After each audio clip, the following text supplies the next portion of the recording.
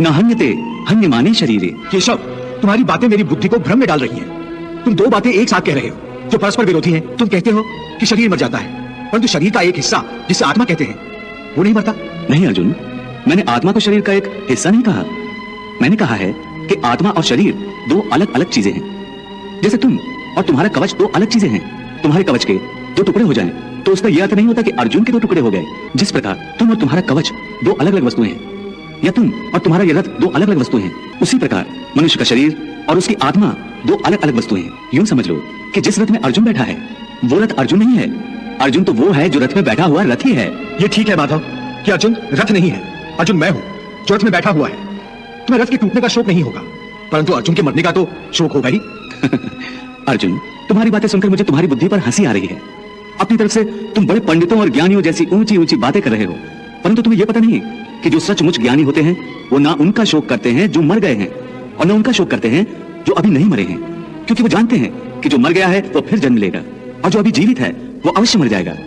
मरने वाला फिर जन्म लेगा, क्योंकि केवल शरीर का नाश होता है। शरीर के अंदर जो आत्मा है वो कभी नहीं मरता। हे पार्थ, इस संसार में दो ही वस्तुएं हैं, एक शरीर और दूसरा शरीर में रहने वाला शरीरी। जो शरीर में रहने वाला आत्मा रूप शरीरी है वो कभी मरता नहीं, और जो शरीर है वो सदा रहता नहीं। आत्मा एक शरीर छोड़ता है और दूसरा शरीर धारण कर लेता है, बिल्कुल वैसे ही जैसे मनुष्य पुराने कपड़े उतार कर नए कपड़े धारण कर लेता है। वासांसि जीर्णानि यथा विहाय नवानि गृह्णाति नरोपराणि तथा शरीराणि विहाय जीर्णान्य अन्यानि संन्याति नवानि देहि। हे पार्थ, केवल इतना समझ लो कि मृत्यु एक दरवाजा है जिसके अंदर जाते हुए आत्मा पुराना शरीर छोड़ देती है। वास्तव में मृत्यु और जन्म के दो दरवाजे हैं जो एक दूसरे के आमने सामने हैं। प्राणी जब मृत्यु के दरवाजे पर पहुंचता है तो उस शरीर की मृत्यु हो जाती है। फिर आत्मा का प्रकाश उस शरीर को छोड़कर आगे चला जाता है, और फिर वो प्रकाश नए जन्म के दरवाजे में प्रवेश करता है, जहां जीवात्मा को फिर से एक नया शरीर प्राप्त हो जाता है, और वहां से उसके नए जन्म की नई यात्रा शुरू हो जाती है। हे पार्थ, आत्मा नित्य है इसलिए वो नहीं बदलती, परंतु शरीर नाशवान है इसलिए एक ही आत्मा के कई शरीर बदलते हैं। इसलिए हर नए जन्म में वो नए नए शरीर धारण करता रहता है। हर नए जन्म में आत्मा नए नए शरीर तो बदलता ही है, बल्कि हर एक जन्म में भी उसे जो शरीर मिलता है वो एक शरीर भी उसी जन्म में बदलता रहता है। ये बात मेरी समझ में नहीं आई केशव, क्योंकि एक जन्म में तो प्राणी को एक ही शरीर मिलता है। नहीं, एक नहीं, अनेक शरीर मिलते हैं एक ही जन्म में। मैं अभी नहीं समझा प्रभु। मैं समझाता हूँ। याद करो अपना बचपन। उस समय अर्जुन का शरीर कैसा था?